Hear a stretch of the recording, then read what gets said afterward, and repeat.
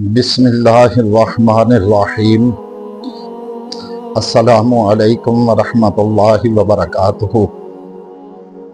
ہم آپ سب حضرات کو رہنمائی اسلام کے پلیٹ فارم سے خوش آمدید کہتے ہیں اور اللہ تبارک و تعالیٰ کی بارگاہ میں دعا گو ہیں کہ اللہ تبارک و تعالیٰ سب کو آسانیاں عطا فرمائے اور اللہ تبارک و تعالیٰ آپ سب کو سب کے کاروبار میں برکت عطا فرمائے، رزق میں، اعمال میں، عمل صالح میں خیر و برکت عطا فرمائے، اور ہم سب کے جائز کاموں میں جتنی بھی رکاوٹیں ہیں اللہ تبارک و تعالیٰ ہم سب رکاوٹوں کو دور فرمائے۔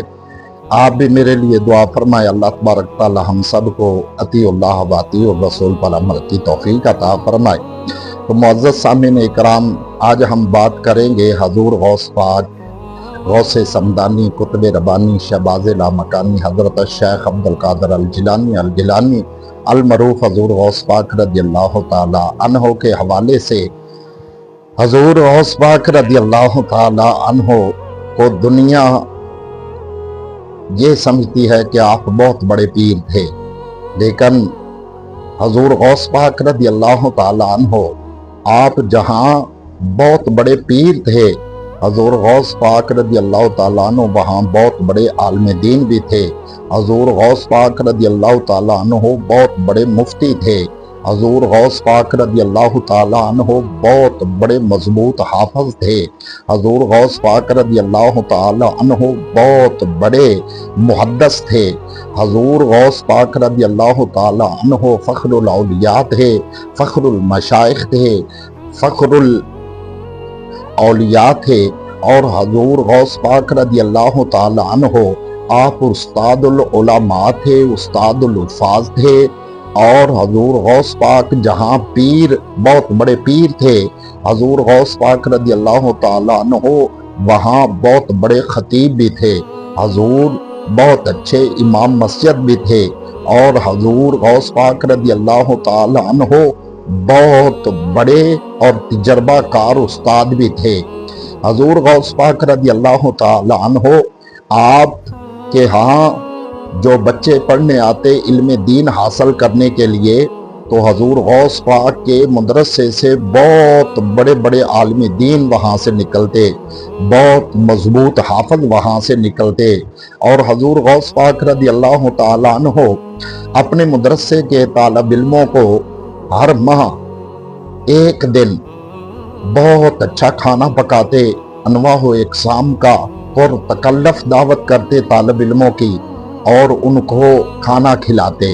حضور غوث پاک رضی اللہ تعالی عنہ کا یہ سلسلہ جب لوگوں نے دیکھا تو لوگوں نے خدمت کرنا شروع کر دی، تو لوگ بھی آ جایا کرتے تھے، حضور غوث پاک کی بارگاہ میں بیٹھتے، زیارت کرتے، فیض حاصل کرتے، اور حضور غوث پاک رضی اللہ تعالی عنہ آپ کا فیضان مشرق و مغرب تک وہ جو جاری و ساری تھا۔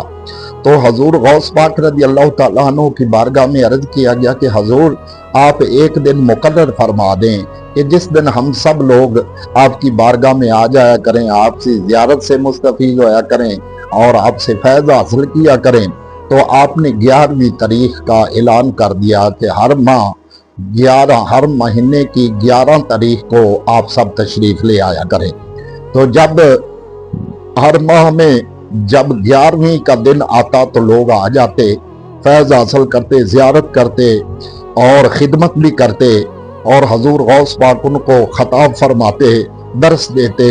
تو حضور غوث پاک رضی اللہ تعالی عنہ آپ کا یہ سلسلہ جب بر صغیر پاک و ہند میں داخل ہوا، لوگوں نے منانا شروع کیا، تو اس کو 11ویں شریف کا نام دیا گیا۔ یہ ہے 11ویں شریف کی حقیقت، اور 11ویں شریف کی فضیلت یہ ہے کہ 11ویں شریف بہت اچھا عمل ہے، اس سے اللہ تبارک و تعالیٰ کا قرب حاصل ہوتا ہے، اللہ کی رضا حاصل ہوتی ہے، اللہ تبارک و تعالیٰ کی خوشنودی حاصل ہوتی ہے، اور اللہ تبارک و تعالیٰ جل مجد الکریم کی معرفت بندے کو حاصل ہوتی ہے، اور اس کا سبب یہ بھی ہو جاتا ہے کہ تمام انبیاء کرام، اولیاء کرام، شیخ اعظام، حفاظ، علماء، حفظاء اور تمام نبی پاک صلی اللہ علیہ وسلم کی امت کو اصل میں اصال ثواب کا سلسلہ بھی بن جاتا ہے۔ تو حضور غوث پاک کی 11ویں شریف منانا یہ بہت اچھی بات ہے۔ ہم کہتے ہیں کہ 11ویں شریف منانے سے اللہ تبارک و تعالیٰ کی رضا حاصل ہوتی ہے، لیکن افسوس کی بات یہ ہے کہ 11ویں شریف تو منائی جاتی ہے لیکن حضور غوث پاک رضی اللہ تعالیٰ عنہ کی سیرت پر عمل نہیں کیا جاتا۔ حضور غوث پاک رضی اللہ تعالیٰ عنہ کی سیرت کو نہیں دیکھا جاتا اور اس پر عمل نہیں لوگ کرتے۔ اور افسوس کی بات یہ بھی ہے کہ 11ویں شریف بھی منائی جاتی ہے اور پھر رشوت بھی لے لیتے ہیں، 11ویں شریف بھی مناتے ہیں اور سود کا کاروبار بھی کرتے ہیں، 11ویں شریف بھی بناتے ہیں اور اللہ اور اس کے رسول کی نافرمانی بھی کرتے ہیں۔ 11ویں شریف منانا بہت عمدہ عمل ہے، مستحب عمل ہے، لیکن یاد رکھیں 11ویں شریف کے ساتھ ساتھ حضور غوث پاک کی سیرت پر بھی عمل کرنا چاہیے۔ آپ نے بھی واقعہ پڑھا ہوگا، میں نے بھی کتابوں میں واقعہ پڑھا ہے کہ حضور غوث پاک رضی اللہ تعالیٰ عنہ بچپن میں جب آپ کی والدہ نے تعلیم کے لیے حضور غوث پاک کو ایک قافل کے ساتھ ملایا تو آپ نے آپ کے کپڑوں میں 40 دینار سی دیے۔ تو حضور غوث پاک تعلیم حاصل کرنے کے لیے قافلے کے ساتھ مل گئے، جو کہ تو چلتے گئے، بہت سارا سفر کیا اور رستے میں ڈاکو پڑ گئے۔ جب ڈاکو آئے تو انہوں نے سب کو لوٹ لیا۔ حضور غوث پاک کے پاس بھی آئے اور کہنے لگے کہ بچے بتا تیرے پاس کیا ہے؟ تو حضور غوث پاک نے فرمایا میرے پاس 40 دینار ہیں۔ تو وہ کہتے کہ بچہ ہے، ویسے ڈر گیا ہوگا، ایسے ہی بات کرتا ہوگا، تو سب مال لوٹ کر قافلے والوں کا سردار ڈاکو کی بارگاہ میں پیش کر دیا گیا۔ تو سردار نے پوچھا کہ بھائی سب مال لوٹ کے لے آئے ہو؟ تو کہا لوٹ کے لے آئے ہیں۔ ایک ڈاکو بولا کہ عجیب بات دیکھیے کہ ایک بچہ ہے اس کے پاس گئے ہیں، وہ کہتا میرے پاس 40 دینار ہیں۔ تو وہ ڈاکو کہنے لگا مجھے وہاں لے چلو۔ جب وہ پاس پہنچا اور پہنچ کر پوچھا تو حضور غوث پاک رضی اللہ تعالیٰ عنہ نے جو کہ تو بتا دیا کہ میرے پاس 40 دینار ہیں، کہاں ہیں؟ دکھا دیے، یہ ہیں، سلے ہوئے ہیں میرے کپڑوں میں۔ تو وہ ڈاکو پریشان ہوا اور کہنے لگا کہ بچے تو چھپا بھی سکتا تھا اور یہ تیرے پیسے بچ بھی سکتے تھے، لیکن تو نے بتا دیا، تو نہ بھی بتاتا تو ہم تو بچہ سمجھ کر چھوڑ رہے تھے۔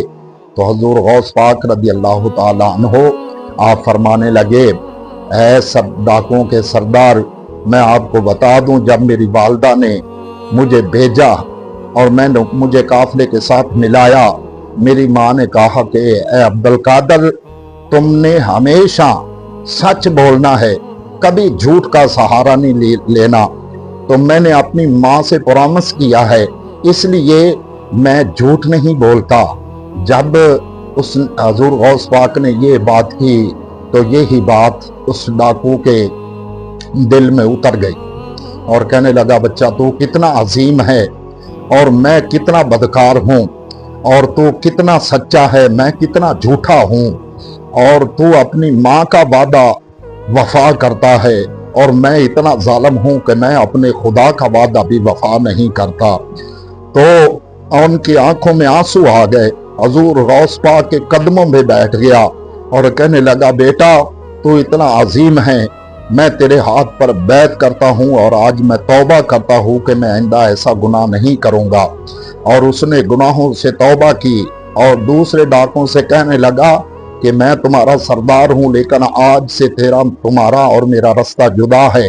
وہ کہنے لگے وہ کہنے لگا کہ میں نے سچی توبہ کر لی ہے۔ تو وہ ڈاکو کہنے لگے کہ جب تو نے توبہ کر لی ہے تو ہم بھی تیرے ساتھ توبہ کرتے ہیں۔ تو میرے دوستوں اور میرے بزرگوں، جب انہوں نے توبہ کی تو اس سے پتہ چلتا ہے کہ حضور غوث پاک قرآن پاک کی اس آیت کے مطابق وَأَوْفُوا بِالْعَهْدِ إِنَّ الْعَهْدَ كَانَ مَسْئُولًا کہ جو وعدہ کرو اور پورا کرو۔ ہم کتنا وعدہ پورا کرتے ہیں؟ ہم 11ویں منا کر بھی گناہوں میں مبتلا ہوتے ہیں، ہم 11ویں منا کر بھی نماز کے قریب نہیں جاتے، ہم 11ویں منا کر بھی مسجد میں نہیں آتے، لیکن حضور غوث پاک ہیں جو آپ 40 سال عشاء کی نماز کے وضو کے ساتھ صبح کی نماز ادا کیا کرتے تھے۔ یہ ہمارے لیے لمحہ فکریہ ہے کہ جہاں ہم حضور غوث پاک کی 11ویں شریف مناتے ہیں، وہاں ہم کو حضور غوث پاک کی سیرت پر بھی عمل کرنا چاہیے۔ اللہ تبارک و تعالیٰ کی بارگاہ میں دعا ہے کہ اللہ تبارک و تعالیٰ ہم سب کو عمل کی توفیق عطا فرمائے۔ آمین ثم آمین۔